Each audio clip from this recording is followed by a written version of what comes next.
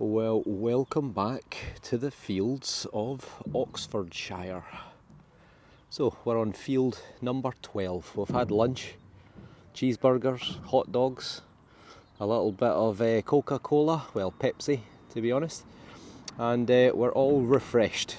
Probably all ready for a sleep, to be honest with you, but all 5 of us have come over into field number 12.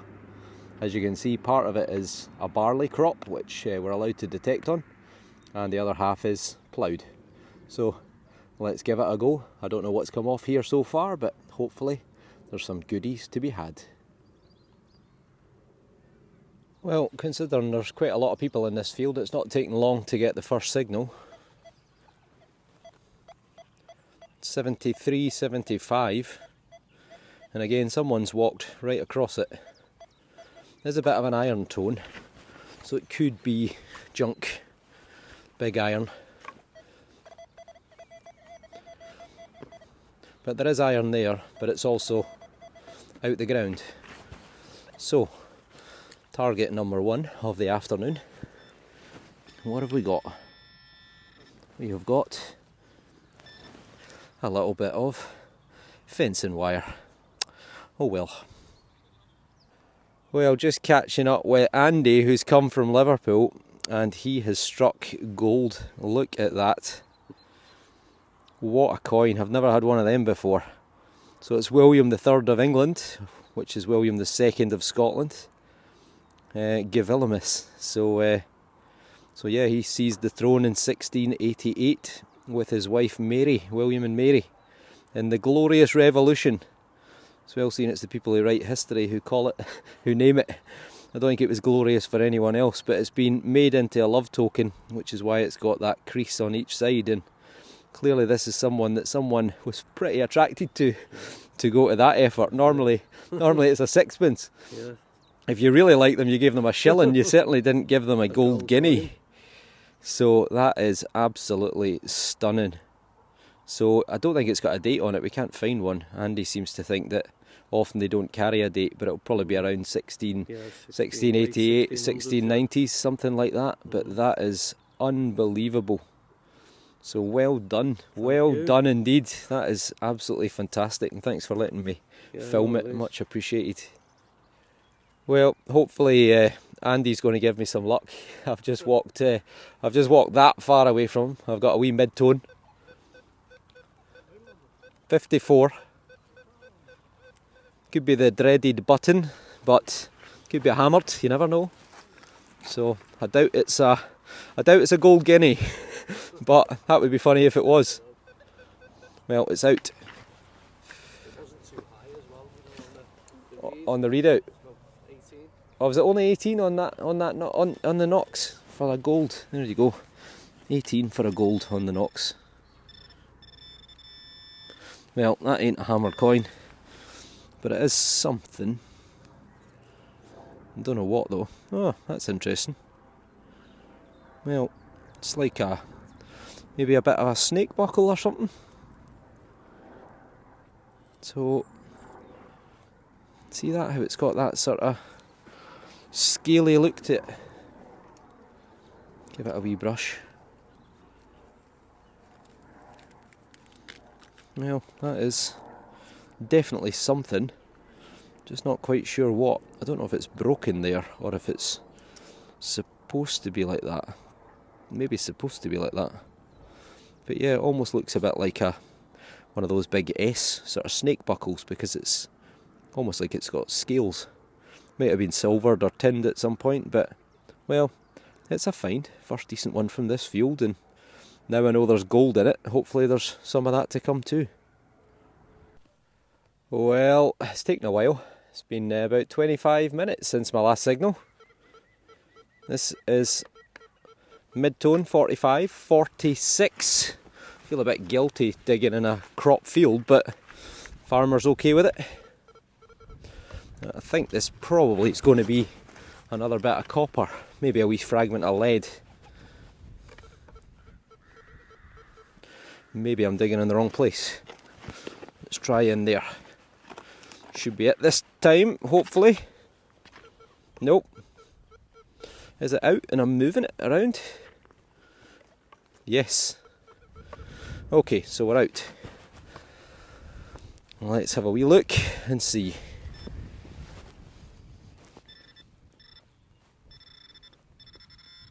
Oh, is that round? No, it's not. It is, I think, a little bit of lead. Just a fragment of lead. Oh well. Again, this is another target which someone's walked right over the top of. Now, it may well be that their machine cancelled it out, because it's not a great high signal. 52, 53, but you know, that kind of readout could be potentially hammered coin territory. Although it does now sound pretty irony, so maybe I've been fooled. I do find this bigger coil seems to be a lot more sensitive. And it is coming through as iron now, so I think it might well be, but we'll take one more out just to check. Well, we're out. And there's still a bit of an iron signal in the hole, so maybe that's a good thing.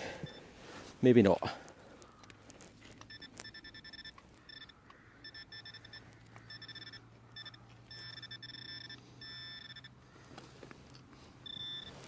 Well, we've got it here. That's a bit of flint. Oh, get you in the shot might help. So that's a bit of flint. And it is there, it's just a very small target, I think. Well, it's tiny, whatever it is. That's it there, is it? It is. Oh, I need to get you in the shot. I've got the camera angle all wrong. Well, it's a little bit of copper, which kind of looks like it's been something. Might be a clog clasp. Possibly a fragment of a clog clasp. And I think that is maybe what it is. So a lot of farm workers in the 16, 17, 1800s used to wear wooden clogs, what you would normally associate with the Netherlands and Holland and Friesland and places like that in mainland Europe. Wooden clogs were quite popular in the UK. So that is what I think that is. It's a little slither of copper, and you know, again, that's a target that's been missed by someone who's literally walked right over the top of it. You can see their footprints going from left to right. So if they're missing that, they're missing hammered coins. So I think a hell of a lot of people are walking far too fast, swinging too fast. They're just trying to cover distance. So the moral of the story is low and slow. Oh well, it's a find. Well, I saw wee Sneaky Pete. There he is, the little sneaky devil. I keep forgetting I can show you the landscape, so look at that for a view. But I saw Pete just coming to catch up with him for a minute, and he's standing still playing about with his machine, and literally just 2 feet away from him. To be fair, he wasn't on that line. I'd have had that. You dig a silver coin up now, go on, I dare you. 84, 85. Someone's stood in it, so someone's been over the top of it. Somewhere about there. Dug in the wrong place. Definitely something there. It's out. It's out. Moment of truth. Gold. Hammered. That's not it, is it? No, it's flint.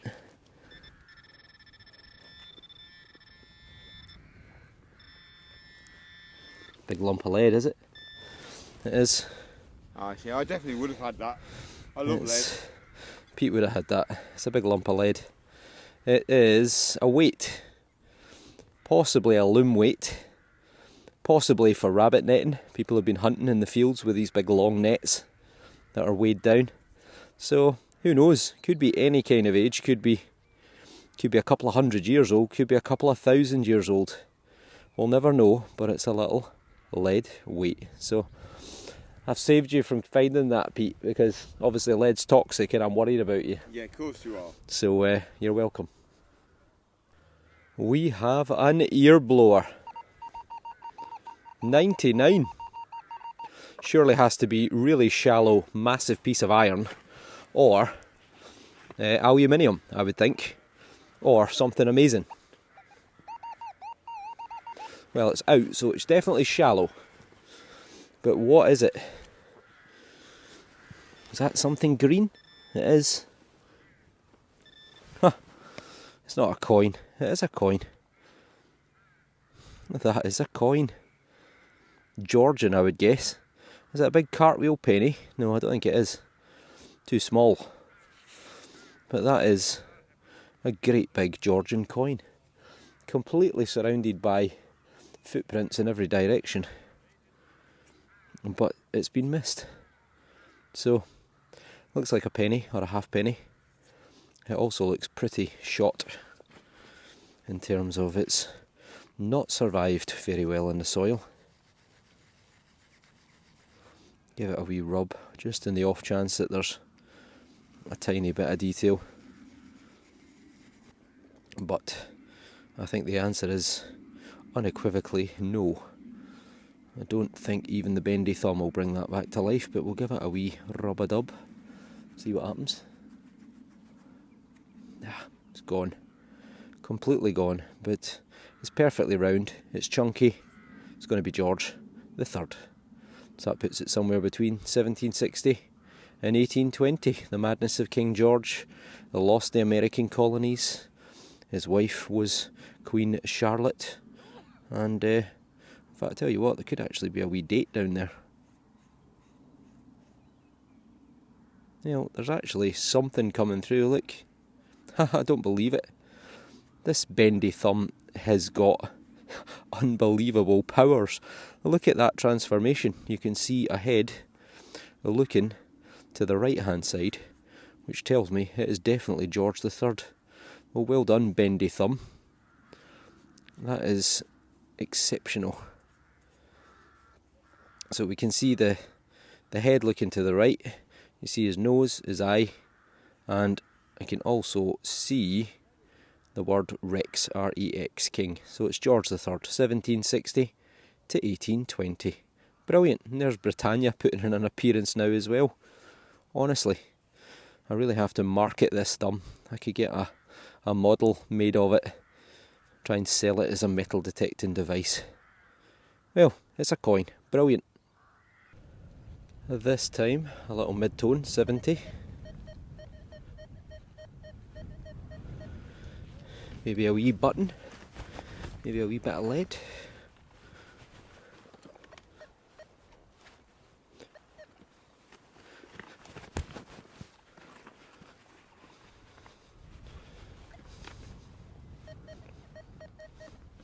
Still 70, 71, and we're out the hole.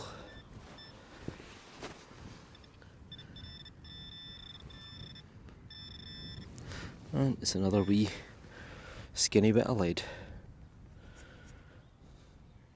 with a hole in it. Oh well. Well, double great news. Look at that big fiery thing in the sky at last. We've got some blue sky and actually some heat in the sun. And a second bit of great good news is the little figure there in the middle of the field is Albert. And he's got himself a hammered silver coin. So we'll go and have a look at that as soon as he makes it over here. Because I am not walking into that ploughed field to go and find out. Well, ladies and gentlemen, here he is. What's he got? Tired legs. Tired legs. A little birdie told me that you might have found your dream find. We put you in the camera holder. Oh, he's got himself a Georgius. Oh, it's George II. Let me get you in the sun. Yeah, George II. You can see his head looking to the left hand side. You can see 1-1 just there, so it's Georgius 1-1 Rex. And the back would have been a Britannia, but it's pretty smooth. So that'll be sometime between what, 1726 and 1760. So that's the time of Bonnie Prince Charlie and the Jacobites. However, it gets even better than that, because he's only went and got himself a hammered silver coin. Same field as I got mine in. And it is a beauty. That is a sixpence. You can see a very clear date, 1570. You can see the 3 lions of England. You can see the fleur de lis of France. And it's a beauty. And there, looking to the left, Queen Elizabeth I. It's actually quite a good bust. It's got a rose there, which is Tower Mint, which is London, the Tower of London. Well done, Albert. That's a cracker. Worth driving for 10 hours to find that. Well, you didn't have to do much driving. You just sat there and ate food constantly. But still, that's a silver sixpence. That would have bought you a lot of pints of beer back in 1570. So that would be an upset person that lost that. But well done. That is a beauty of a coin. And it's full flan as well, so it's not been clipped at all. And you'll probably be able to flatten that and straighten that out a bit. Stick it on the anvil, give it a smash. Yeah, hit it with a hammer later. Brilliant. Well done, Albert. Look at that for a view. We're in field 7 now. The sun has got its hat on. Hip hip hip hooray. Got about an hour and a half to go, so it's that time of day where often you can turn up some of the best finds. Always seem to come right at the end. And we're in field 7. We're working our way back towards the campsite.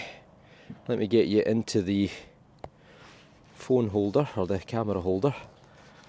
And we've got our first diggable here. So we've only been in the field 10 minutes.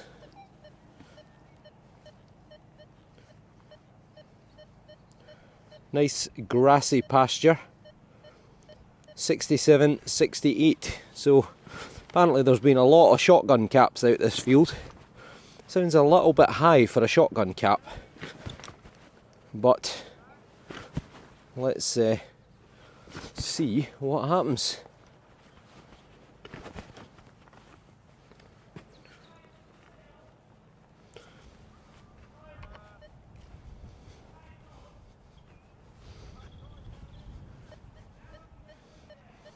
Certainly a bit of a faint signal.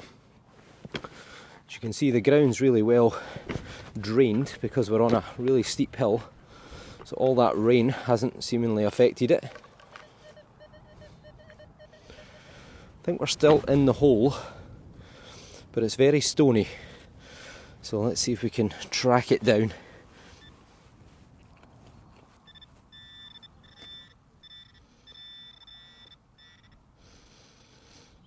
Oh, I've moved it. Oh, there's something there. Well, what is that? A wee flash of silver. I think it's a little button. Yep, no, it's gold. We have struck gold at Detectival for the 3rd year in a trot. Not a gold hammered coin, but it is a very nice little gilded button. Probably not decorated, but no, seems to be plain. But that's probably Georgian, George III era, 1760 to 1820. There's been certainly quite a number of gold finds. As far as I know, there's been a half sovereign, which I think might have been George V. There has been a gold ring. There has been the William III gold guinea that I showed you, or I will show you earlier on, which was found by Andy from Liverpool. And there are reports of a very large Spanish gold coin hammered from the 1400s, so hopefully I'll see that later, or at the very least get a photograph of it. So let's see what else there is to find. This one, squeaky little 69, 71, 73, 65, kind of all over the place. No, I don't think it's going to be a gold hammered. Maybe a button, bit of copper, bit of lead, Could be anything. So we'll cut a wee plug, and oh, big stone.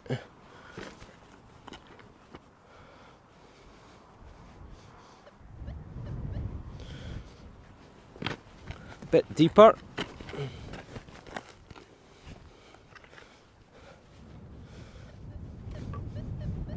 Still in the hole. Let's get that out the road.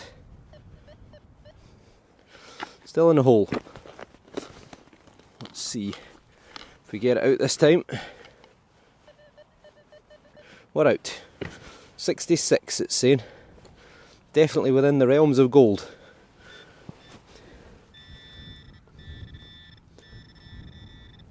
What's that?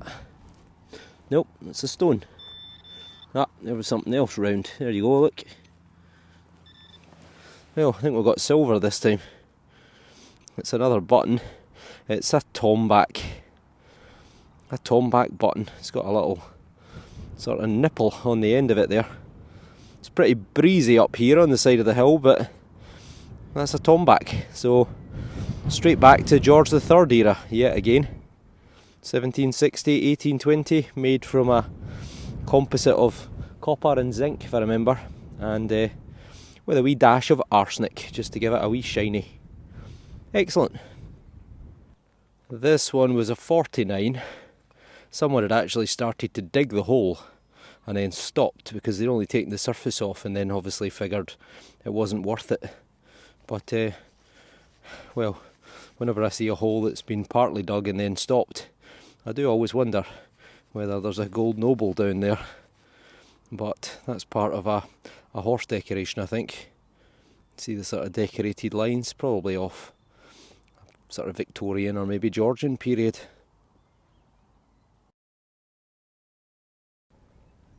Well then folks, that is us for today.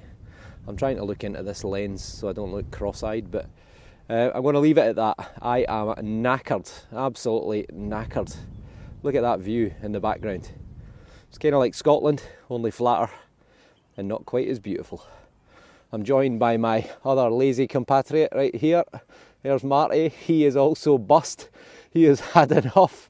The two of us, our legs are killing us. But, well, we had some pretty good finds. Look at that wee ray of sunshine in the distance.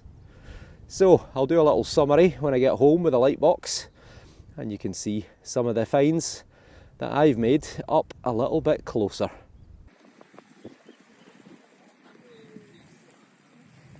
You throw a whole bit waiting for that selfie. It's still there. It's got in his feet. Oh, this is quality.